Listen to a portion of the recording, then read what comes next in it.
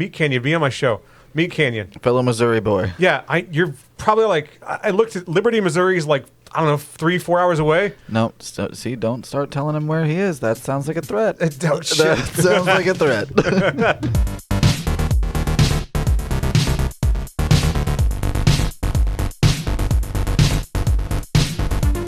I think your friends should be your friends, your family should be your family, and your work should be your work. And that's okay. Quickest way to ruin your fun, make it into work. Quickest way to ruin your work, make it into your family. You know? I heard a story today of a woman talking about another woman at her job who died. Hell yeah. And it was announced via an email, something about blah, blah, blah, blah, blah. They were very liked persons.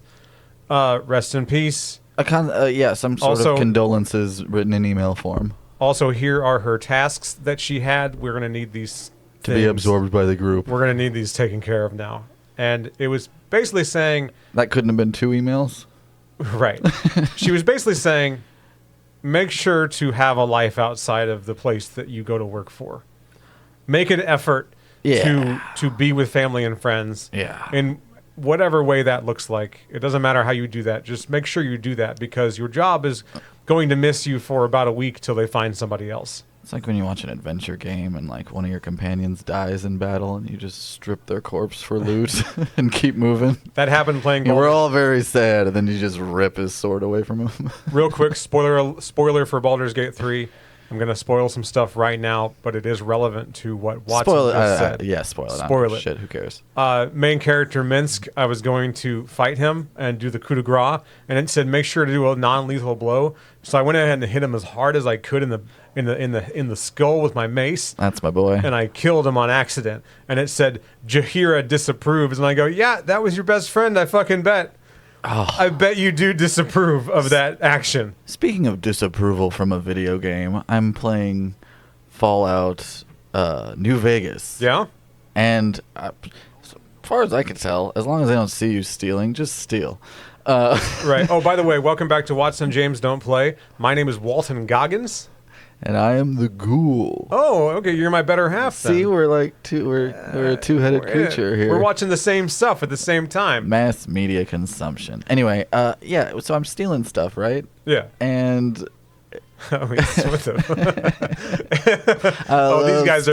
these two guys are gonna fuck. I guarantee that. I love taking things. Anyway, stealing stuff in New Vegas, right? And what is all right, I'm familiar with the concept of karma in video games as a mechanic, but like, why the little disapproval devil vault boy up there going like, lost karma lost every time I pick up an ashtray? You'll gain karma with certain groups, though, if you do bad stuff in front of them, and they are also bad people. Yeah, the Dynamite Boys. The Powder Keggers? Yeah, I joined them. Hell yeah. I like the Dynamite Boys better. Do you think that's what Dirty Mike and the boys call themselves whenever Dirty Mike's not around? We're gonna fuck in your Prius. He goes, "We're the Dynamite Boys. Are you Dirty Mike's gangs? We fucked Dirty Mike. He's out. He's gone. We fucked him till he died. And now we're just the Dynamite Boys." Now we're the Dynamite Boys. Continuing the demo disc that Watson had when he was a kid, Ninja: Shadow of Darkness on PlayStation 1. Oh, yeah. Put up an image of that disc, because it is just burned into my brain. It's such a random artifact at this point, but it's about $20 on eBay, by the way. It's very affordable. That's tough. That's a tough pose. And that is what sells the whole game, honestly. That's hot. They use that image all over the place. How do you even get in that thing? It might be the thumbnail for this episode. How'd you even get in there, dog? Why does he have a lightsaber? Who knows? Starting the game. You think like Shadow of Darkness, Ninja. Oh, he's going to be sneaking around a lot. You see his sword, you think like, oh, he's going to have a bitchin' katana. Do I have news for you? The art makes it seem like this could be like a Lord Raiden prequel, but nothing in the game ever looks that cool. So no sword, no sneaking. He's just a guy in a mask. Yeah, we're just a guy. Yeah, just a guy. Dressed like, I'm cosplaying a ninja, running like I have actual shit coming out of me right now. Bees! Not the bees! Ah! Bees are always a fun little thing. Like they're a problem in some games. Like when you shoot hives in Zelda. Yeah, that's cool. And the bees come after you. You're going to get that honeycomb, but you're going to pay, bitch. I think You're going to pay for that, honey. I think Bible Adventures has a B component. Okay, sure. The two great games of our time, Bible Adventures for NES and Zelda. I love asking people about, so we're gonna bag on creationists for a moment here. Oh, no. Because they're an easy target, you know? It's fine. Their God is an awesome God. He reigns. He reigns from heaven above, and, they don't have to worry about nothing. I would ask them, I submit to you the bug problem. Okay. Okay, the bug problem that I have is with Noah's Ark. Is this like Ender's Game? In the Bible, it says from the tiniest bugs to the whatever. You know what I'm talking about. Two of everything, right? Yeah. 2 bugs, 2 unicorns, 2 velociraptors. He fucked up. He only got 1 unicorn. That's why we don't still have unicorns. the whole shebang, right? He didn't get the female. No, he just got 2 boy unicorns, and he's like, shit. I know they're in love, but it just doesn't work. Yeah, okay, so we fucked over unicorns. The bug problem is, did you go get 2 bees? Did you get bees? Did you get 2 cockroaches? Did you get whatever? Did you get 2 of the bugs? 2 of all the bugs? No, because it's fucking stupid. Well, first of all... And then they go, it's a metaphor, and I'm like, for what? First of all... For fucking what? It's not a metaphor. First of all, it's not presented in Dogma as a metaphor. No, not at all. It's presented as this historical event that happened between Russell Crowe and his wife. Second of all, his brother's wife, I don't too. care about the different bugs. Yeah. I think 1/5 of all life on Earth is some type of beetle. I'm pretty sure scientifically that's how many beetles there are. Sure, yeah. But... Oh, no, the Axe Gang! Shit! That being said... I really think that the bigger problem with the Noah's Ark thing is all the incest that would have happened right after that. Tons of it. Tons of incest. Like that gene pool would have just been decimated. We would have died within, 5 or 6 generations. It would have been nothing but flipper babies, right? Right. I was reading about the app that Iceland uses to make sure that people that meet one another and start a romantic relationship aren't actually related. They can look up. Iceland's really good at genealogy. They keep track because there's not many people. It's smart. And this particular clip or documentary I saw, they interviewed a couple people, and it said these 2 individuals looked themselves up on the app. They're 8th cousins, which is totally fine. Right. And I go, you said cousins. We've had presidents that were like 5th cousins. Sure, yeah. With their spouse. So let's not... And really, honestly, 5th cousins is pretty far away. Yeah. Odds are it's a person you've never had any contact with and share very little. I sound like I'm trying to make an argument for cousin fucking. I'm not. Bunch of cousin lovers in Shelbyville. I'm sounding really, really Shelbyvillian. But no, I'm Jebediah Springfield all the way. All the way, baby. Chomp. What is our purpose in this game? We're just running around punching everybody we see. It's a beat 'em up. That's it. Beautiful. 3D beat 'em up. Love it. They're selling. Didn't play this one a lot on the disc, I will say. I stuck mostly to Spyro. Look at those lines. Look at that. That looks like shit. Just the plates that you can see. The tectonic movement. I know it's Japan, but shit, it's not this bad. Is this one of those games that technically takes place on a soundstage? Right. It's not real. We made it up. Within the game. Right up there with Noah's Ark. Fucking, we made it up. Someone made it up. Or like the cornfield in Vault 33. Is that good? Was that a good setup? That's good. It's pretty good, yeah. Did you like that? Yeah. Was it real corn? Some of it was real, right? Some of it was real. Yeah. Because they're eating corn. I would imagine Sugar Bombs are a corn-based cereal. I'm so glad they released all 8 episodes at once so I could just knock it out in a weekend. Look, go back to my rant last week about wanting to watch a lot of something at once. I just want to watch all of it. It's great, right? I don't want to piece it out. I understand the concept of piecing stuff out so that way people stick around for the new episodes, but what if they get 5 episodes in and they're like, I don't know. And they're like, new episode next week, and you go, I'm good. And in that week, you can totally talk yourself out of watching it. Yep. You just won't connect with it enough. And there's too much content. There's so much too content. much other stuff. Better just to release your thing, your series all at once. I'll watch it because I'm going to need to watch something else very soon. Sure. Ooh, lady ninjas. Hell yeah. All right, equal opportunity violence. They're dead. Wow, she just really plopped off there. She said, I give up on everything. Arms out, just fell. I give up forever. Was she depressed prior to this fight? It seemed like she gave up super easy. They're probably mad because this one guy is taking out all their dudes. Oh, they're mad because the guy in the green pants was the first one to have a hat like that, and then the other two guys copied him. They don't set the tripwire off? Are you kidding me? They walked right through it? Yeah, they're magic. That's some bullshit. You better jump over it. What do the points mean? What are the points? What do the fucking points mean, honestly? This is actually a karate tournament. Is there a high score situation? You're going to win by points at the end. Sweep the leg, bitch. No crane kicks. No, I'm not going to... Get him a body bag! Yeah! Yeah, I missed him. That got me last night. I played this a little bit last night. It shows you're really cruising through this. I wanted to pregame a little bit. Watch out for those bear traps over there. Right. Those old-timey prospector bear traps. Oh, peaches! Did I tell you what I thought the highlight of the new Fallout show is? Oh, cinnamon and gravy. So far, taters and gravy. I thought it was Fred Armisen, honestly. And what? In Fallout. That was I thought you were going to be like the prospector thing from SNL. And I'm like, no, that was Will Ferrell. No, that was Will Ferrell. That's great. Just the interrupting prospector. Conk, conk, in the pants and shit. It's just any time a prospector shows up, it's just big laughs from good. Looney Tunes onwards. Kelsey Grammer's like, I'm going to make him a dark. It's going to be a dark prospector. It's going to be a dark, grizzled... There's going to be a gleam in his eye that turns sinister. Ah, he was good, though. It was good. It was awesome. He's always a great villain, though. Come on. Yeah. Oh, God. They are intimidating with the axes. What do you think Kelsey Grammer's stance is on Noah's Ark? Because he's like Republican, right? Like he's a conservative. I think he's a Republican for tax purposes more than ethical ones. That's fair. Right? I don't see him at a Methodist church every week or something, right? Watch this shit. There are crabs. Bombs. You got to bomb the crabs. You cannot beat the crabs. You just got to bomb them. You can't punch the crabs. You just get like a special shampoo. It's not that big a deal. Not anymore. It's not like the old days. You can keep the comb. Riddled with syphilis. Afterwards, and just, use it for a mustache, whatever you like. I like the fish jumping over. It's very Sonic the Hedgehog. It's cool. Yeah. It's always cool. It reminds me of Mario 3, those orange fish that used to be in the underwater levels.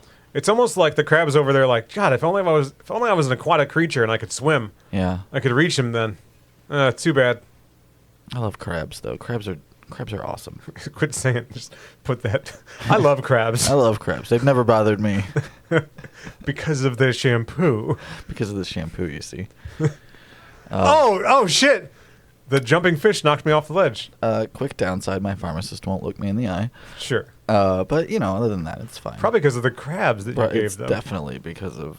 You know what? Actually, that's probably the least worrying. They're not my crabs. They're like, this is a dangerous cocktail of mood stabilizers and STD medication. This is a dangerous conversation. Like, this could go off the rails quick if it hasn't already. Oh, fantastic. We're recording this the day before 420, so we have no excuse. None whatsoever. None. Oh, dispensary was packed today. Was it? Holy shit. Yeah, I'm assuming you were just driving by. I was just driving by, yeah. I'm far too paranoid to partake. Yeah. I'm far too weird and awkward. I'm a control freak is what I am. You like to be in control of your faculties. Kind of, for the most part. And when you're not, you even like that to be under your control, under specific circumstances. Yeah, I just if I partake, I feel like a fucking zombie. You know? I can't do it. I miss a key. It seems that way. Shit. Yeah. I gotta talk to that crab. Yeah. Oh, here's the key. It's over here. See a man about a crab. SpongeBob, me boy, I'm geeking. I'm all geeked out, SpongeBob. What the fuck? If you listen closely, I'm also the voice of Lex Luthor. SpongeBob, look at me. Heroin-addled Mr. Krabs on his last leg. Oh, I loved MeatCanyon's... shout out to MeatCanyon, by the way. Yeah. MeatCanyon SpongeBob was so good, where the secret ingredient was SpongeBob, and Squidward and Mr. Krabs were eating parts of SpongeBob while he was cooking the Krabby Patties. Classic MeatCanyon stuff. Yeah, for sure. And SpongeBob was like, I love my job at the Krusty Krab. I love working at the Krusty Krab and feeding all the people, and I'm just so glad that MeatCanyon be on my show.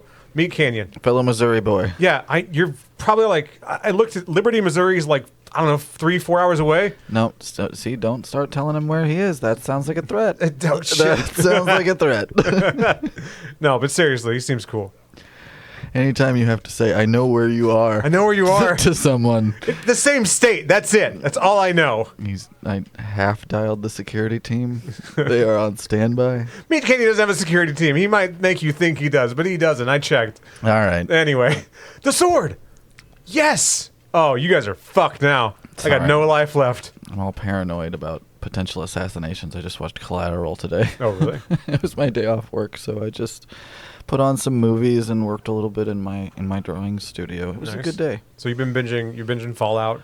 Yeah, obviously with all the Fallout references we've made this episode, you can tell we've been watching Fallout. Loved it. Are you done binging, or re-binging rather, 6 Feet Under? Oh, that's right.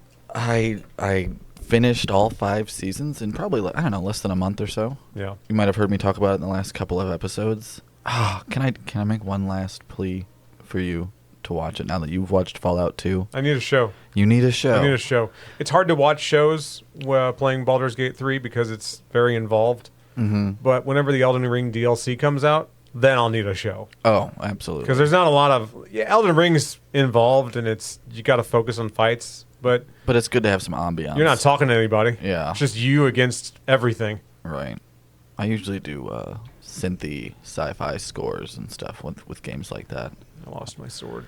Create some ambiance that way. Yeah, for sure. It's hard for me to sell a show to you, I feel like, that doesn't have some big gimmick. Do you know what I mean? All right, that makes me sound not great. No, I'm just saying it's hard for me to latch on to something and be like, oh, James likes this, so he would probably like this aspect. There is a big thing that I like about 6 Feet Under. It has an actor that I like, Dexter. See, that's good. And that's a big selling point. He's a good actor. I like him a lot. You like Michael C. Hall, and he is in the main cast. He's in every episode, you know. And this is appropriate because his character is gay, and I'm about to say a gay thing. I like not traditionally handsome men. I like hot, wet kisses from men on the mouth. I like Is that the gay thing you were going to say? I like Cro-Magnon boys.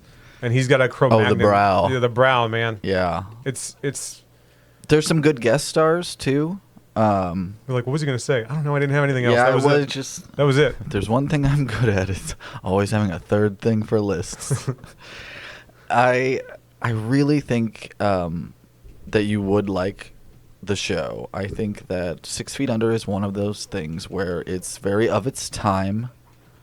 It takes place basically when you and I were in high school. Yeah. It ran from like 2001 to 2005.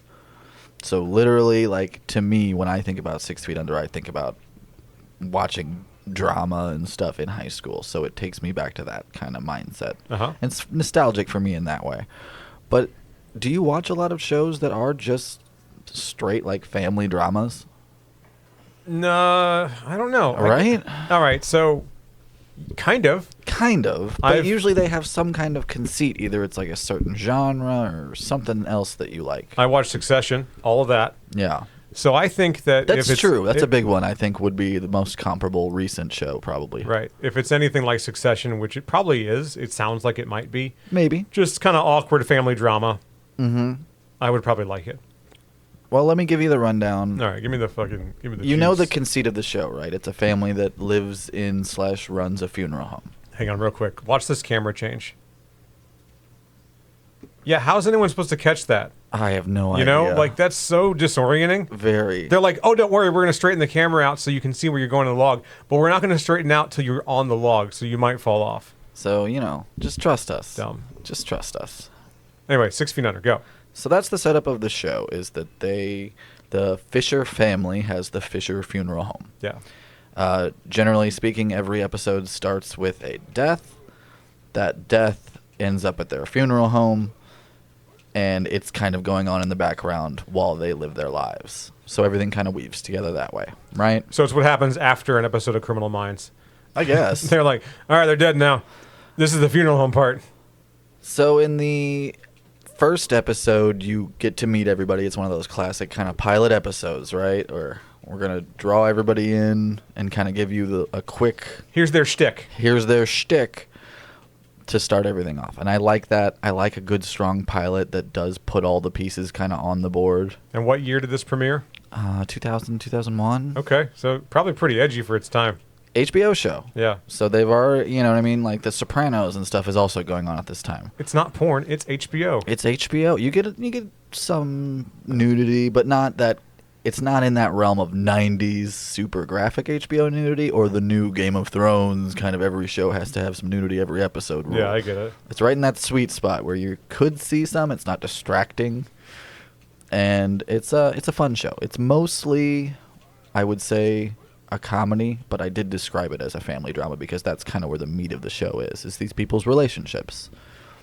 Not only the family relationships, you've got the mom, the deceased father has left the funeral home to the one son. That's Michael C. Hall's character, David. Do they have flashbacks of the father a lot? The father is in the show. Okay.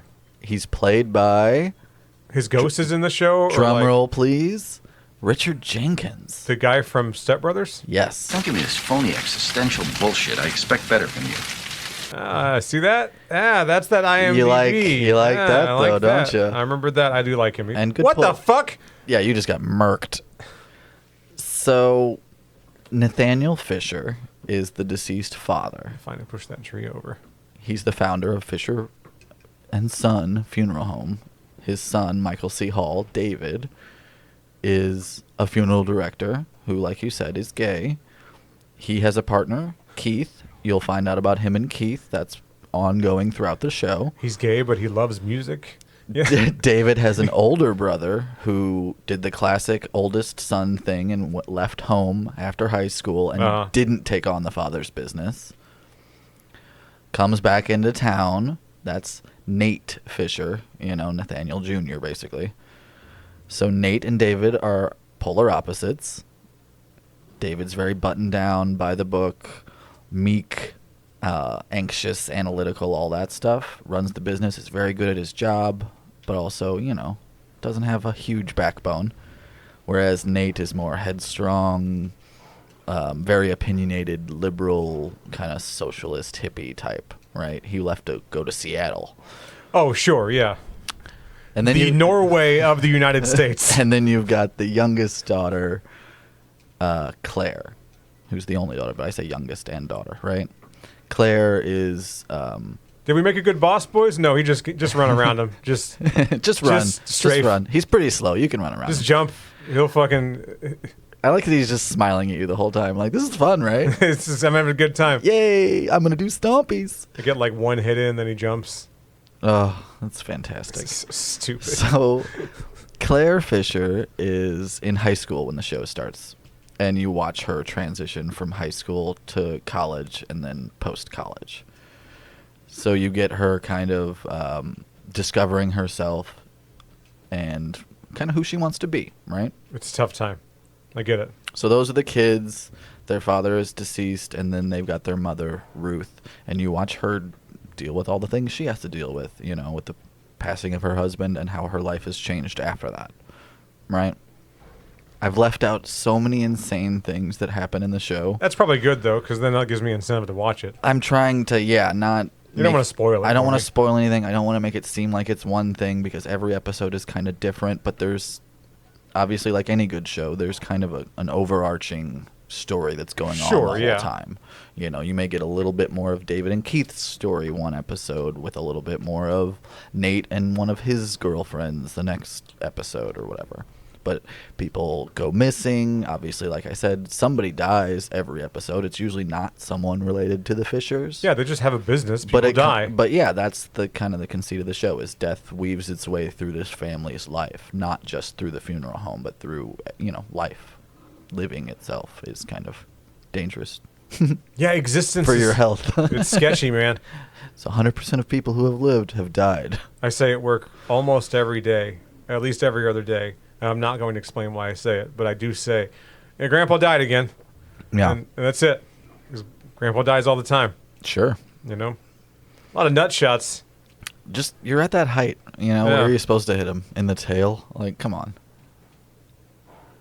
Can we talk about how cool arm and leg wraps are? Can we talk about how cool this could have been? I mean, they had the arm and leg wraps. This is begging for some kind of update, right? Like a remaster or something that would make it cool. I think we're good.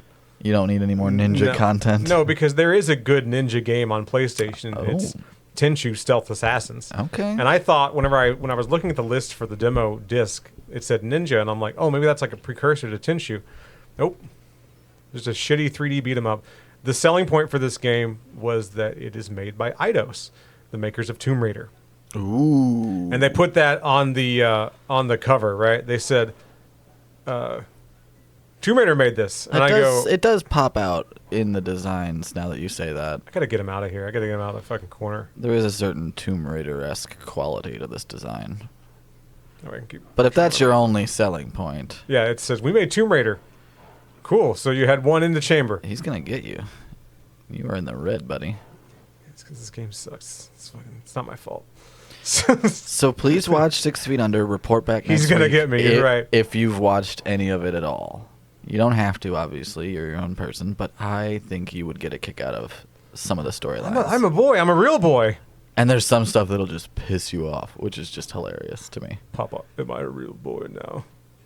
Got Got MeatCanyon on the brain. on the brain. He seems like the kind of guy that would hang out with us. All right, that's all I'm going to say. That's all I'm going to say. I hope he is happy with how you've blown him this episode. I hope so, too. I know you're down for the happy ending, so go ahead and why don't you just finish him off here? I'm trying. Oh, he finished me off. All right, we're going to give it, we got some time. I'm going to give it another. Yeah, give it a little time. You Oh, got one- awesome. He still has the same amount of health. Perfect. Oh, I got this, baby. Yeah, apparently. Yeah, you had one extra life. You don't have any now. Nope. None extra lives. But I love, that he didn't Regenerate? He didn't regenerate at all. Really hold your hand, this one. This one's like, don't worry, it's a stupid game. We're not gonna make it too hard. It's like when they finish making it, they go, wow, this really sucks. Should we make it hard? Yeah, a little. Dial back all the enemies. Make sure they finish the game.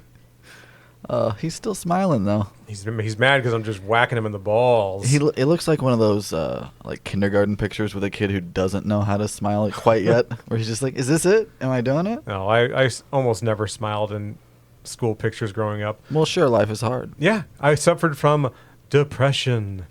Why is he such an unhappy child? Have you asked him? Of course not. Grow up. I'm 8. Grow up. Oh, sorry. I pretty much gave up hope on being quote unquote happy-go-lucky when you start to read all those studies about like basically the smarter you are, the less happy you are. I like he grabbed his chest like I wasn't just Like, destroying his nuts. If you know what's going on in the world, odds are you're going to be sad. Yeah, if you pay the slightest bit of attention. Even a little bit of self-awareness and situational awareness. Notice my trinkets. Yes. Is that just I have a star and turkey and a magic potion. All the and lucky ham. charms. All the lucky charms. And an exit sign that I stole. Get that ham, boy. Getting that sword, dog. The ultimate sword. How much is it? $1,000. Fuck. Shit. You have 305. That's not enough. Get the ham. Ham? Food. $100 for some ham? Jesus. Damn, dog. This game was made this year, apparently. That is a real-life ham price. That's gold. That's not food. Eat it. Eat the cup. Wait, why is a gold cup worth less than ham? What's the goblet that makes you live forever? Christ's chalice? Yeah, but what's it? That's the cup. A grail? The Holy Grail. That's it. Thank you. Yeah, the Holy Grail was used at the Holy Last Grail. Supper, yeah. Holy Grail's $50. 50 bones for a Holy Grail. What's this T80 worth? This accessing the memory card. Oh, you can Yes. buy a memory card? No, I don't want to For save my your- game. I'm never going to play this again. Never gonna. I'm never even going to look at the Never gonna exit do a sign. damn thing Exit with this. shop. Gotcha. Just buy the ham. Just buy that. Or the mystery item. Yeah. $500. I can't even buy the mystery item. A boat's a boat, but the mystery box could be anything. All right, buying the food. We'll Thank take the you. box. He's like, you are always welcome here. You're my only customer. God, that guy looks Fucking rough. nightmare. Looks like one of the reject concept arts from fucking Hills Have Eyes. My trinkets. Oh, God. Oh, he's cute. It's a Brahmin with laser vision. I thought it was one of the dinosaurs from Land Before Time. That's Fallout Barney. Yeah, there you go.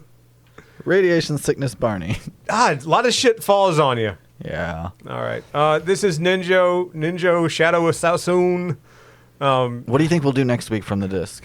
Oh, probably a good game. I'm thinking We're gonna do a better game. I'm thinking Gran Turismo. Hell yeah. Yeah, I need something. I think All that'll right. be. I think those are the big ones from that disc. I think that'll be enough. All right. Well, to quote Rihanna, shut up and drive. Oh yeah, fuck this guy. I'm out of here. I don't got time for praying mantis flower pot bullshit. This lazy Sarlacc ripoff. I'm leaving. See ya. Yeah, let's go get digested for thousands of years.